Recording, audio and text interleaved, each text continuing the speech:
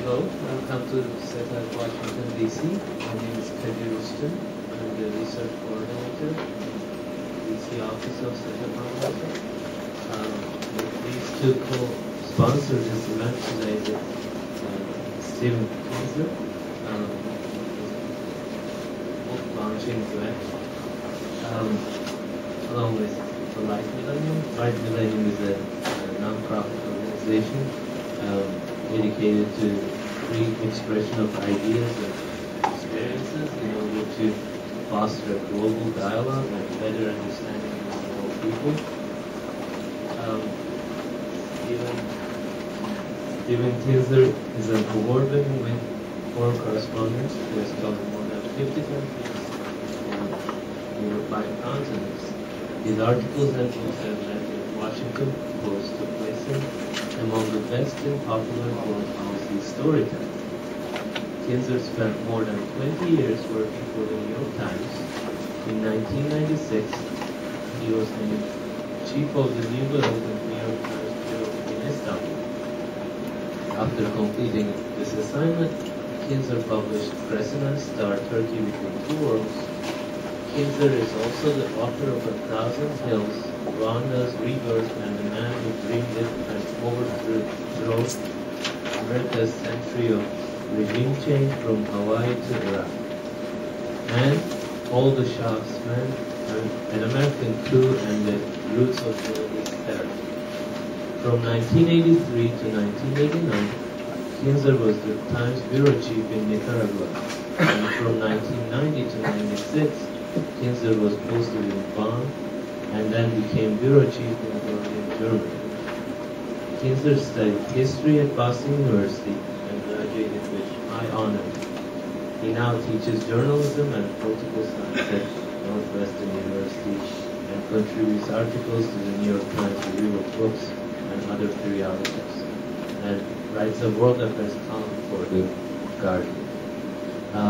With that, I'd like to turn the floor over to him for his presentation of the book.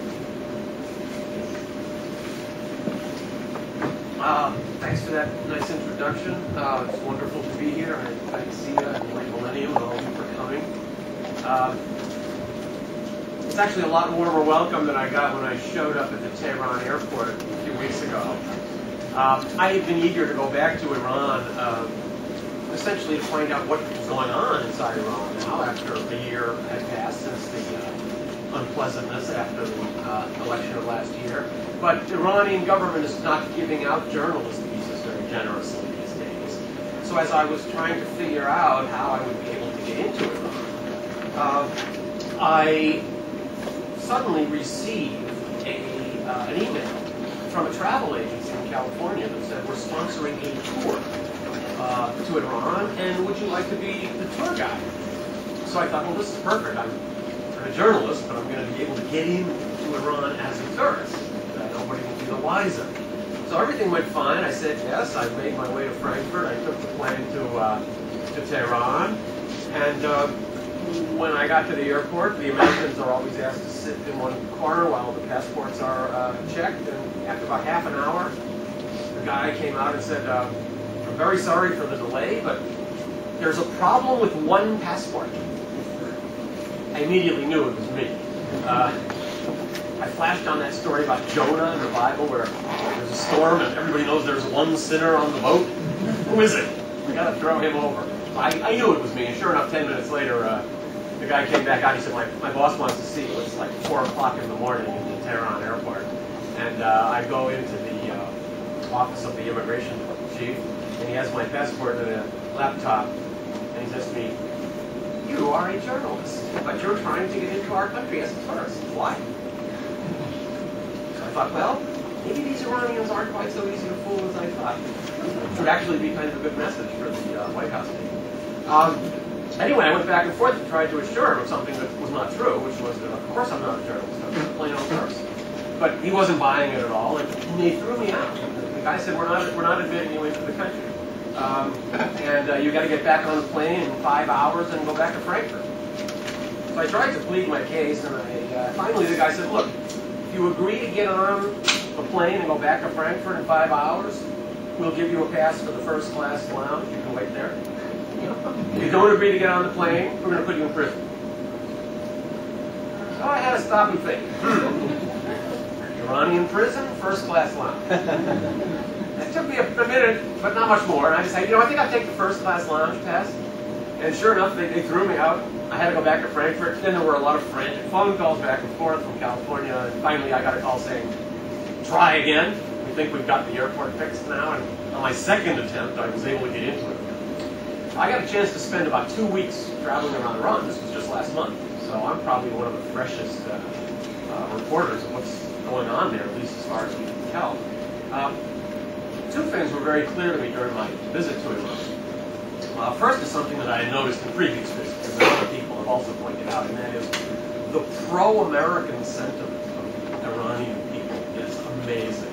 Especially for an American, I think most of us have had this experience. There's not so many places in the world where everybody is pro-American and loves the United States. In Iran, you stand on a street corner and shake hands with the person next to you and say, I'm American. And they shriek with delight, and pretty soon you've got 20 people around you saying things like, as one young woman said to me, we know they say terrible things about us over there, but we love America so much. Where else in the Middle East would you ever expect to hear that? So this pro-American sentiment in Iran is a huge strategic asset for us moving forward into the 21st century. We should be very careful to guard that. That can pay off very good benefits for the United States in the years and decades ahead. The other thing I noticed was more topical. So I really went there with the idea of trying to find out the answer to one question, which is, what happened to the reform movement? What happened to all the protests? We read all those stories last year about the emergence of this new green movement, protesting the contested election there, but now we're not reading anything about protests. So what happened? Well, just about everybody I asked this question to had the same answer, more or less. They said this, well, we tried that, it didn't work. They beat us and they jailed us. Now it's over. We don't want to be beaten, and we don't want to be put in jail. Life in Iran is pretty good for most people, and a possibly stolen election is not enough reason for the entire population to run out onto the streets to face people with guns and clubs. So we're going to get the change that we want here in Iran, but it's going to come at its own pace. It's not going to come right away. Now, in a country that has 25 centuries of history, that's probably a logical way of looking at things. Everything unfolds at its own pace. We Americans, however, are not really used to that. We want things to happen right now or tomorrow, please. So I think we're operating on sort of a different psychological plane, not just on a different political plane with Iranians.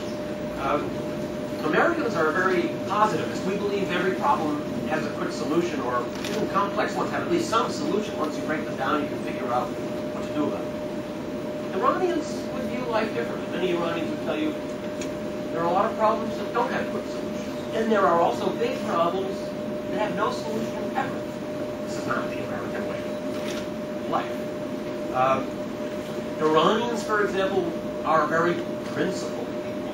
They are always willing to sacrifice results in order to maintain their principles. Americans are exactly the opposite. We're results-oriented. We're very happy to ditch our principles in order to get to a result. So it leads me to think that when and if we engage with Iran, we're going to need not just a linguistic translator or a political translator, but also maybe an emotional or psychological translator. We need some specialists in mood disorders to try to advise the two sides, because we've been separated for so long. Now, if it's true, as I figured out or heard in Iran, that this regime is going to be in power now for at least some time to come, what it means for the United States is, if we want to make some kind of a deal or arrangement with Iran, this is the government we're going to have to deal with. We're not going to be dealing next week with President Shirin Ebadi. This is what we have. So we're going to have to decide, do we want to deal with this situation, or are we going to say the situation is so hopeless and so awful we don't want to deal with it. I do believe that the United States has not exhausted all of the negotiating options